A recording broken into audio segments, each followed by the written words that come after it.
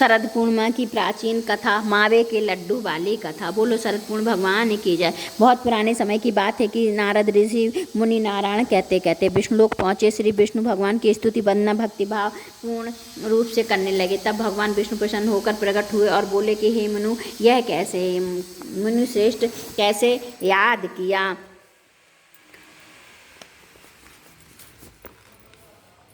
हे प्रभु, आप तो अंतर्यामी हैं, हम चाहते हैं, हम आप तो सब जानते ही हैं। प्रभु मुस्कुराए, हे मुनि श्रेष्ठ, आप ही वर्णित करें प्रभु, जैसी आपकी इच्छा। ऐसा कहकर नारद जी बोले, मैं मैत्रेयलोक से चला आ रहा हूँ, वहाँ मानव की व्यथा देखी न गई। प्रभु बोले, आप दुखी क्यों हो रहे हैं, यह सब तो कर्मों के फल का आप दुखी क्यों हो रहे हैं, यह सब तो मनुष्य के कर्मों के फल का प्रभाव है।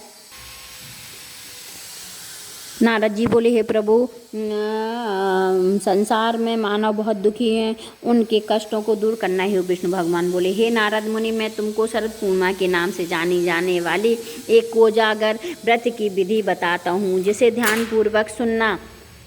इसके विधि विधान पूर्वक करने से सारे कष्ट दूर होंगे, सो तुम ध्यान से सुनो। काशी नगरी में राधा नाम की पंडितानी रहती थी। वह शरद पूर्णिमा का व्रत करती थी। भगवान जी उनसे प्रसन्न हुए, इच्छित वरदान देते हुए कहा कि इस शरद पूर्णिमा के व्रत विधि विधान से बताइए। तब वह साहूकार को यह व्रत करने की विधि बताई। साहूकार ध्यान से सुन। राधा बोली, मैं शरद पूर्णिमा का व्रत रखती हूँ, यह उसी का फल है। साहू क्या है? राधा बोली, एक लकड़ी के पाटा पर एक लोटा जल पवित्र भर कर रखें, रोली से एक स्वास्तिक बना कर रख दें, गिलास पर दक्षिणा चढ़ावें। इसके बाद स्वयं तिलक लगा के, इसके बाद 2.5 पाव शक्कर, 2.5 पाव आटा, खोआ दोनों मिलाकर 6 पेड़े बनावें। इसके पूजन कर एक पेड़ा प्रभु को चढ़ावें और दूसरा पेड़ा स्वयं, तीसरा पेड़ा पतिदेव को और तीसरा पेड़ा अपने मानदान को दें, जैसे भांजे, भानज, नंद आदि को। चौथा पेड़ा अपनी सहेली को देवें। यदि सहेली न हो तो मंदिर में चढ़ावें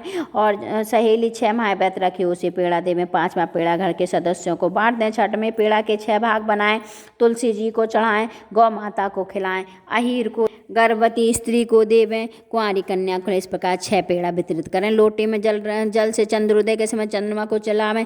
घर जाकर साहूकार ने पत्नी को व्रत करने के लिए कहा। जब उसकी पत्नी ने व्रत की विधि पूछी तो साहूकार ने व्रत की विधि पत्नी को समझाई। साहूकार की पत्नी ने व्रत को शुरू किया, जिसका फल यह था कि साहूकार के यहाँ 2 कन्याओं का जन्म हुआ। बड़ी कन्या का नाम पूनम और छोटी का नाम चंद्रमुखी रखा। दोनों पूजन कार्य में रुचि रखती थी, मैं प्रतिदिन पूजन करती थी। दोनों का विवाह संपन्न घराने में संपन्न कर दिया। दोनों बहनें शरद पूर्णिमा का व्रत रखती। पूनम विधि विधान से व्रत रखती है, तब उसे सुंदर संतान के प्राप्त। इसके प्रति चंद्रमुखी अधूरा व्रत रखती, जिसके कारण यह फल हुआ कि उसके पुत्र कुछ दिन जीवित रहकर स्वर्ग से दार जाते। इस कारण चंद्रमुखी दुखी रहती। आखिर एक दिन चंद्रमुखी एक ज्योतिषी के कारण पूछती है। तब ज्योतिषी ने कहा, तुम अधूरा व्रत रखती हो, इस कारण तुम्हारी संतान स्वर्ग को प्राप्त करते था। तुम बड़ी बहन पूनम से व्रत का विधि विधान पूछ कर व्रत रखो। पूनम विधि विधान से व्रत करती है एवं श्रद्धा से करती है। प्रत्येक वर्ष की शरद पूर्णिमा की तरह फिर शरद पूर्णिमा आई। चंद्रमुखी ने व्रत अधूरा किया, उसका पुत्र फिर मृत्यु को प्राप्त हुआ। चंद्रमुखी ने अपने मृत पुत्र को पाटे पर लटा दिया, जिससे वह पूजा करती थी। संयोग से प्रभु इच्छा से उसकी बड़ी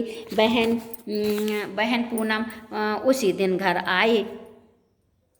उसने तुरंत प्रभु का नाम लेकर मृत बालक के सिर पर हाथ फेरा तो वह जीवित हो। चंद्रमुखी खुशी से नाच छूटी।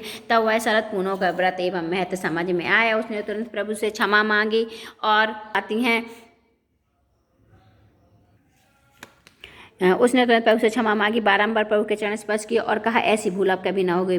साथ ही पड़ोसी और मैं सगे संबंधियों के व्रत करने की सलाह दी। व्रत की विधि विस्तार पूर्वक अतः इस व्रत के करने से प्रत्येक स्त्री पुरुष की सभी मनोकामना पूर्ण हो जाती। जय हो लक्ष्मी नारायण की जय हो। चंद्रदेव जैसे चंद्रमुखी इच्छा पूर्ण वैसी सबकी इच्छा पूर्ण। इति श्री शरद पूर्णिमा व्रत कथा समाप्त। बोलो चंद्रदेव महाराज की।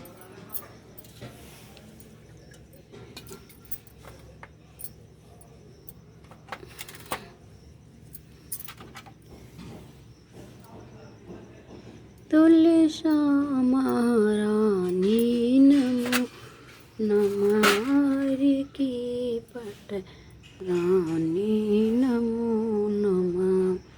56 गो जति सव्यंजन बिन तुलसा के हरने माना।